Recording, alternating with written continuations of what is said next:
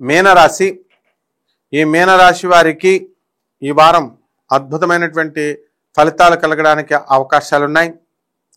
మరి మీనంలో రాహువు, కుంభంలో శని వక్రించి, అదేవిధంగా గురుడు వృషభ రాశిలో, మరి కేతువు కన్యా రాశిలో ఉండడం, ఆ తర్వాత కుజుడు నేచపట్టి మనకి కర్కాటక రాశి, రవి బుధులిద్దరూ వృశ్చిక రాశి, మరి శుక్రుడు మనకి ఈ యొక్క ధనుస్సు రాశిలో ఉండడం అనేటటువంటిది జరుగుతుంది.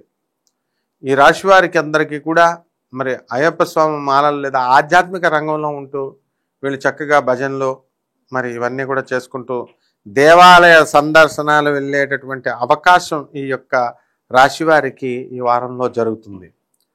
కాబట్టి పెద్ద పెద్ద ఖర్చు పెట్టి చాలా పెద్ద పెద్ద పూజలు చేయిస్తారు.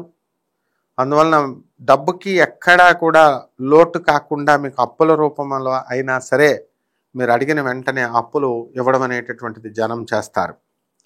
ఇకపోతే వృత్తి, వ్యాపార, ఉద్యోగ విషయాల దగ్గరికి వచ్చేసరికి ఈ యొక్క మీనరాశి వారికి మనకి అత్యధికమైనటువంటి లాభాలు రావడానికి అవకాశాలు ఉన్నాయి. అలాగే జీతబత్యాలు పెరగడానికి అవకాశాలు ఉన్నాయి. ప్రభుత్వ ఉద్యోగస్తులకి టీఏలు, డిఏలు, అరియర్స్లు ఇవన్నీ కూడా రావడానికి అవకాశాలు ఉన్నాయి.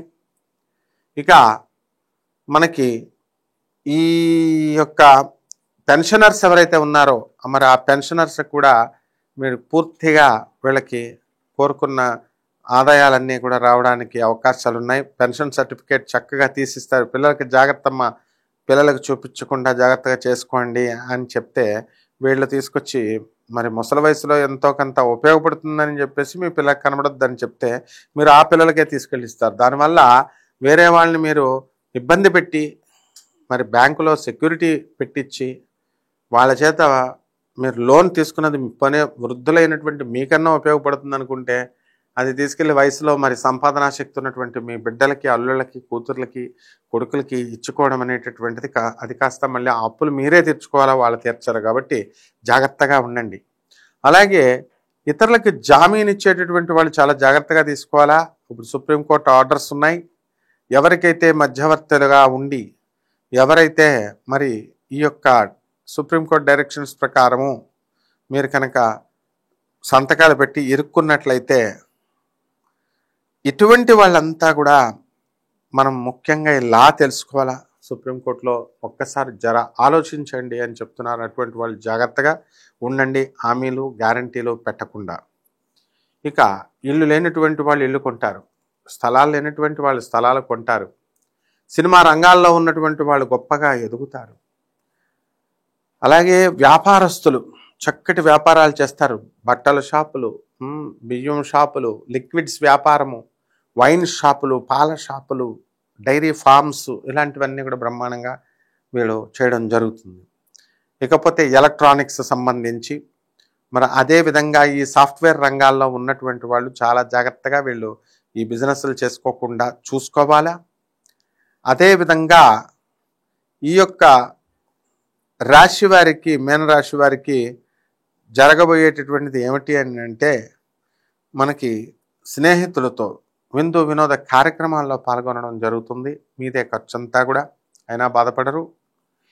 ఇటువంటి మీనరాశి వారికి ఇంకా బాగుండడం కోసం పరిహారాలు ఏం చేస్తామంటే ఏనాటి శని జరుగుతుందో కాబట్టి శని జపం చేయండి, శని స్తోత్రాలు చదవండి, శనికి కిలోం పావు నల్ల నువ్వుల్ని నల్లని వస్త్రాన్ని ఇచ్చి పేద బ్రాహ్మణులకి శనివారం నాడు ఉదయం 8 గంటలకి దానం చేయండి. అలాగే జన్మరాహు మరి ఎవరిని అనుమానిస్తానే ఉంటారు మీరు, కాబట్టి అటువంటిది కోల్పోవడం కోసం మరి ఈ యొక్క శని జపం చేయండి, శని స్తోత్రాలు చదవండి, శనికి కిలోం పావు నల్ల నువ్వుల్ని నల్లని వస్త్రాన్ని ఇచ్చి పేద బ్రాహ్మణులకి శనివారం నాడు ఉదయం 8 గంటలకి దానం చేయండి.